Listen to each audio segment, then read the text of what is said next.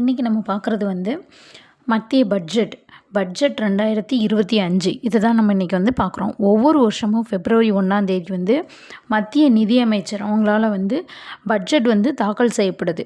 இது வந்து ஒவ்வொரு வருஷமும் நம்ம எதிர்பார்க்குற ஒரு முக்கியமான நிகழ்வு தான். இன்றைக்கி நம்ம அதே மாதிரி பார்க்குறது தான் பட்ஜெட் 2025.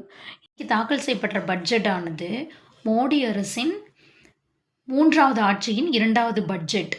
அதற்கப்புறம் ஒரு இடைக்கால பட்ஜெட் உட்பட நிர்மலா சீதாராமன், மத்திய நிதியமைச்சர் நிர்மலா சீதாராமன் அவங்களுடைய 8வது பட்ஜெட் தாக்கல் செய்யப்படுறது இன்றைக்கி. அதுக்கப்புறம் இதில் இருக்கிற இதோடைய நோக்கம் என்ன அப்படின்றது பார்த்திங்கன்னா, ஏழைகள், விவசாயிகள், பெண்கள் மற்றும் இளைஞர்கள் பயன்படுற வகையில் இந்த பட்ஜெட் வந்து வடிவமைக்கப்பட்டிருக்கு. புதிய தனிநபர் வருமான வரி பற்றி இதுக்கப்புறம் நம்ம பார்ப்போம். புதிய தனிநபர் வருமான வரியானது ரூபாய் 4 லட்சம் வரை வருமானம் பெறுகிறவர்களுக்கு வருமான வரியானது இல்லை. அதன் பின்பு ரூபாய் 4 லட்சத்திலிருந்து 8 லட்சம் வரை வருமானம் ஈட்டுறவங்க 5% வருமான வரியும், 8 லட்சத்திலிருந்து 12 லட்சம் வரை பெறுபவர்களுக்கு 10% வருமான வரியும், 12 லட்சத்திலிருந்து 16 லட்சம் பெறுகிறவர்களுக்கு 15% வருமான வரியும், 16 லட்சத்திலிருந்து 20 லட்சம் வரை உள்ளவர்களுக்கு 20% வரியும், 20 லட்சத்திலிருந்து 24 லட்சம் வரை உள்ளவர்களுக்கு 25% வரியும் மற்றும் 24 லட்சத்துக்கு மேல் வாங்குறவங்களுக்கு வந்து 30% வரியானது நிர்ணயிக்கப்பட்டிருக்கு.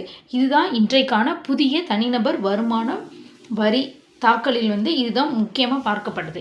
இதற்கப்புறம் என்ன அப்படின்னா, SC ST தொழில் முனைவோர் இவங்களுக்கான லிஸ்ட் என்னன்றதையும் நம்ம இப்போ வந்து பார்க்கலாம்.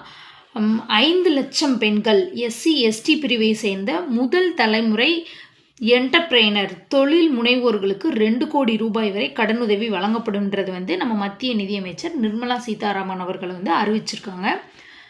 அதுக்கப்புறம் பட்டியலின பழங்குடியின பெண்கள் 5 லட்சம் பேருக்கு தலா ரூபாய் 2 கோடி வரை தொழில் கடன் வழங்கும் திட்டம் தொடங்கப்படும். இந்த ஒரு விளக்கத்தையும் நிதியமைச்சர் அவர்கள் தான் தெரிவிச்சிருக்காங்க. இறுதியாக நம்ம பார்க்குறது வந்து பட்ஜெட் உரை. இந்த தடவை பட்ஜெட் உரையானது 1 மணி நேரம் 17 நிமிடங்கள். முந்தைய ஆண்டு வந்து 1 மணி நேரம் 25 நிமிடங்கள்.